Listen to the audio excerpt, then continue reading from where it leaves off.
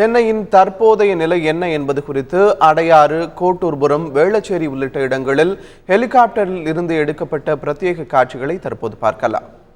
800க்கும் மேற்பட்ட இடங்கள் சென்னையில் பாதிக்கப்பட்டன. அந்த இடங்களை தற்போது பதிவு செய்கிறோம்.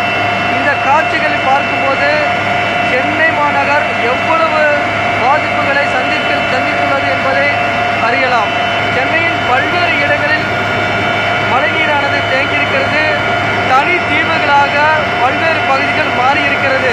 தற்போது நீங்கள் பார்க்கக்கூடிய காட்சிகள் ஏரியிலிருந்து உபரி நீர் திறந்துவிட்டதன் காரணமாக உபரி நீரானது அடையாறு ஆற்றின் வழியாக சென்று கொண்டிருக்கிறது. கரை புரண்டு ஓடக்கூடிய இந்த நீர் குடியிருப்பு பகுதிகளுக்குள் புகுந்து பாதிப்பை ஏற்படுத்தியிருக்கிறது.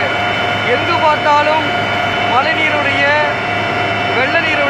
வெள்ளப்பெருக்கானது பாதிப்புகளை பெரிதளவில் ஏற்படுத்தியிருக்கிறது. அடையாறு கரையோரம் இருக்கக்கூடிய மக்களுக்கு பாதிப்புகள் அதிகமாக இருக்கிறது.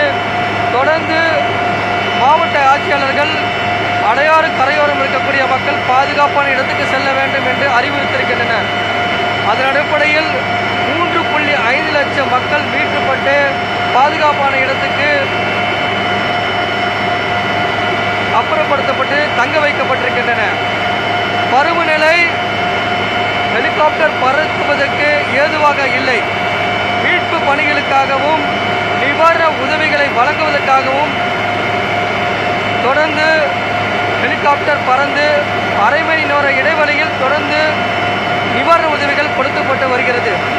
இந்த காட்சிகள் பார்க்கும்போது தொடர் மழையை எதிர்கொள்ள சென்னை தயாராக இல்லை.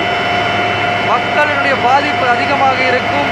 போர்க்கால அடிப்படையில் நிவாரண பணிகள், மீட்பு பணிகள், மருத்துவ உதவிகள் தேவை அப்படிங்கிறதா இந்த காட்சியில் வைத்து நாம் பார்க்கும்போது நம்மளுக்கு கிடைக்கக்கூடிய தகவலாக இருக்கிறது.